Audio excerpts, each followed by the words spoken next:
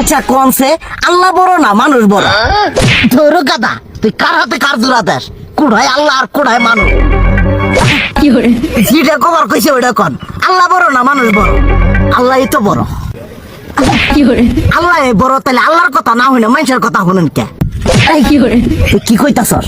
কি আর আল্লাহর কথা মানে না মানুষের কথা মানে? হ্যাঁ, কি আর মানুষের কথা শুনেন তাই না? আমনে যে ওই দিনকে ডায়াবেটিসের রোগ নিয়ে যে হাসপাতালে গেলেন, ডাক্তার আপনার কত কিছু খাবার না করলো, সব কিছু না খাই এখন চলতেছেন। তাহলে আল্লাহ যে আপনারে কইছে যে হারাম খাবার না, সুদ খাবার না, কই আপনি তো কাম কাজ বাদ দিয়ে এলাকার মধ্যে টাকা পয়সা না গায়ে খালি ওইলে দিয়েই খান, নিজেরা টিয়াও হালাল ভাবে কামাই করেন না, ওই সুদ তো না কয়টা টিয়া করে লাভ আহে ওইলে দিয়ে দিয়ে চলে না, পেট বড় বানাইছেন। শুনেন একটা কথা কই, হারামের কোনোদিন আরাম নাই।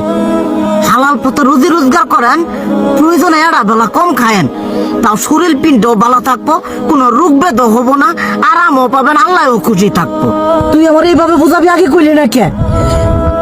আসলে এই বিষয়টা তো আমি কখনো মাথায় এইভাবে নিইনি যে আমাদের কখনো ডাক্তার নিষেধ করলে ঠিকই আমরা নিষেধ মানি, কিন্তু উপর আল্লাহ যে কত কিছু নিষেধ করে দিয়ে সেটা মানি না।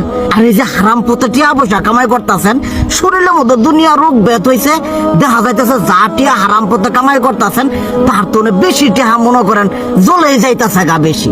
আজকের পর থেকে আমি আর এই হারাম সুদ খামো না, আমি হালাল পথে চলবো, হালাল টাকা পয়সা ইনকাম করবো।